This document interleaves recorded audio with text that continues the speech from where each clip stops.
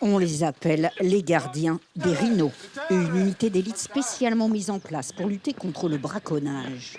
Cette année, 16 jeunes rangers ont été formés dans ce camp.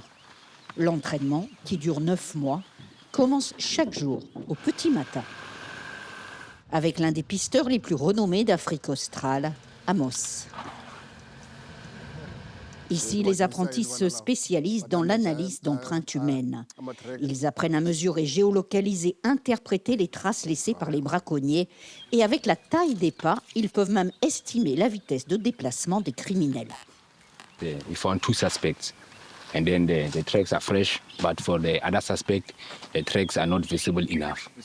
Amos nous explique que l'art du pistage s'est perdu au fil des générations. Quand je travaillais au parc national Kruger, plus personne n'utilisait ces compétences. Ils ont remplacé les pisteurs par des chiens, mais ce n'est pas la même chose. Les chiens, on les empoisonne. C'est pour ça que je pense qu'il faut que ces traditions ne se perdent pas.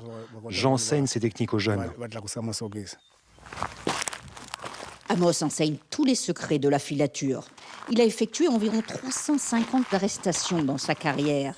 L'Afrique du Sud compte plus de 80% de la population mondiale de rhinocéros. Ces pachydermes sont tués pour leurs cornes, vendus plus de 70 000 € le kilo. Leur poudre, utilisée à des fins médicinales, est très recherchée en Asie. Mais les protégés s'avèrent très dangereux. Amos a déjà perdu son frère, tué par un braconnier. Ces recrues doivent donc être parfaitement préparées.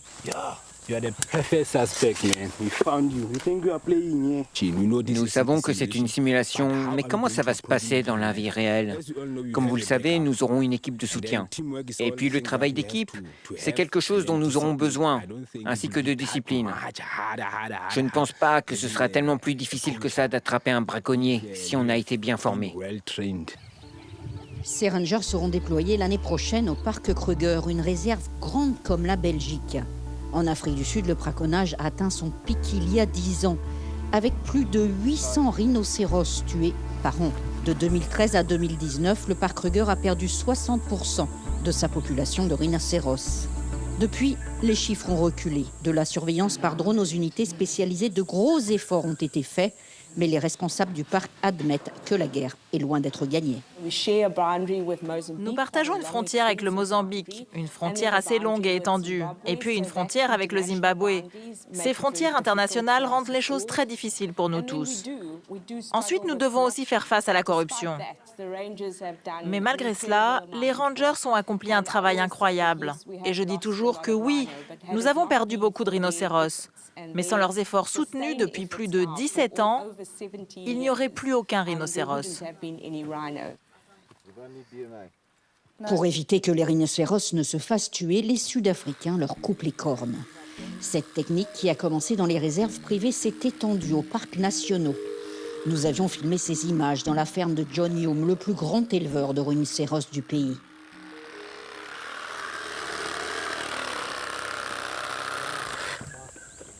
La corne de rhinocéros est constituée de kératine, tout comme les sabots des chevaux. Elle pousse d'environ 1 cm par mois. Une méthode préventive inoffensive et efficace, mais qui comporte un risque. Les cornes coupées peuvent être revendues sur les marchés asiatiques.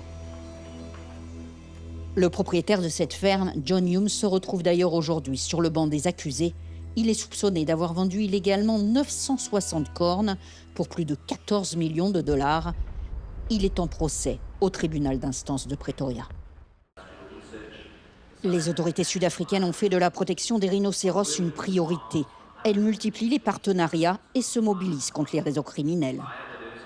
Nous savons comment les syndicats opèrent. Nous connaissons certaines des personnes qui en font partie.